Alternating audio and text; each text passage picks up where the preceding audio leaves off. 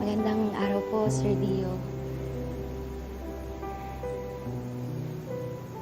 Ako nga po pala si Jenny. Kung hindi niyo po ako kilala, ako po yung naging anak niyo po ni Minchi Reyes.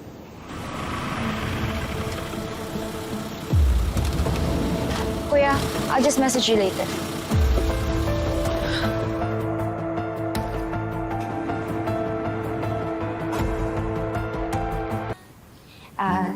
Sir, dito lang po ako kasi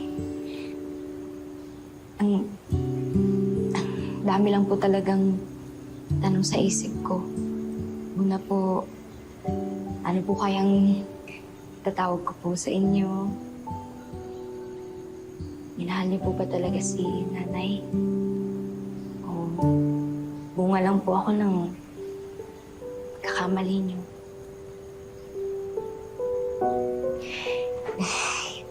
Para po kasi sasabog na po yung utak ko eh. Sobrang dami ko pong iniisip. Pero at least nasasabi ko naman po yung mga gusto kong sabihin sa inyo po, sir. Paano po kaya kung nandito po kayo, no, sir? Tanggap niyo po ako bilang anak niyo. Sa tingin ko po, mas okay po yung relationship namin ni Megan.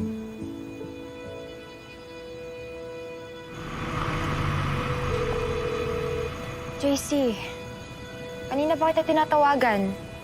Di ka naman sumasagot. Nandito lang ako sa sementeryo ngayon. Kailangan kong huminga.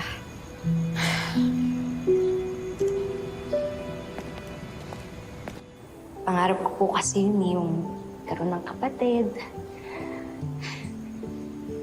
Masaya lang po siguro na lumaki ng may kasama.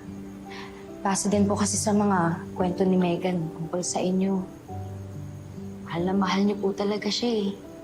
Alam niyo po, Sir Dio, sobrang mahal po kayo ni Megan. Nakakatawa lang po itong nakausap ko po yung kuntod niyo. Dahil po yun sa meron palang gantong sikreto sa buhay ko.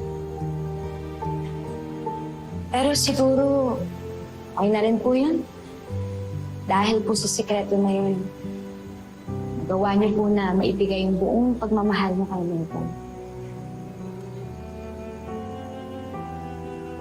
Dahil din po doon, bigyan niyo po ng pagkakataon si Papsi na mahalin ako at tanggapin ako ng buo. Parang tunay niyang anak. Alam niyo, sir, mahal na mahal din ako nun. Kahit kailan po, hindi niya po pinaramdam sa akin na may kulang sa pagkatao.